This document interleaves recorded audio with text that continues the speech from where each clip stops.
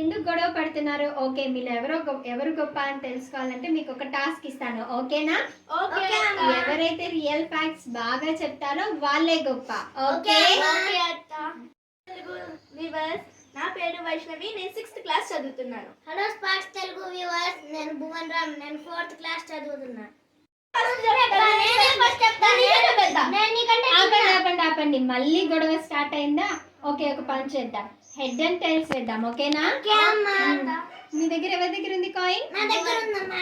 ఇవ్వు. ఎవరు head? Okay, tiles. Okay, tiles పడింది కాబట్టి వైషు ఫాస్ట్. వైషు, ఆస్ట్రానమీలో నా ఫస్ట్ ఫ్యాక్ట్ నేను చెప్తున్నాను. కాంతి వేగం 2,99,792 కిలోమీటర్స్ పర్ సెకండ్.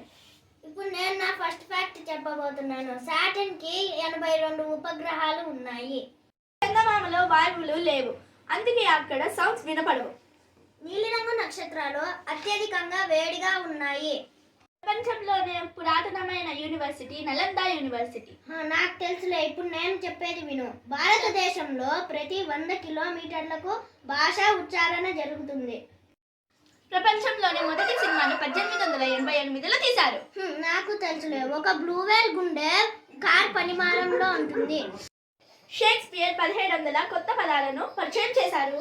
జపాన్ లో కిరుసుమి అనే చెట్టు సంవత్సరం అంతా పచ్చగా ఉంటుంది. సముద్ర గర్భంలో ఒక టర్టిల్ 100 సంవత్సరాలు బ్రతుకుతుంది. ఓకాపి అనే జంతువు దాని కింది పెదవులతో చెట్ల ఆకుల్ని తెంపుతుంది. భారతదేశంలో 22 అధికారిక భాషలు ఉన్నాయి. రామాయణం ప్రపంచంలోనే పురాతనమైన కావ్యం.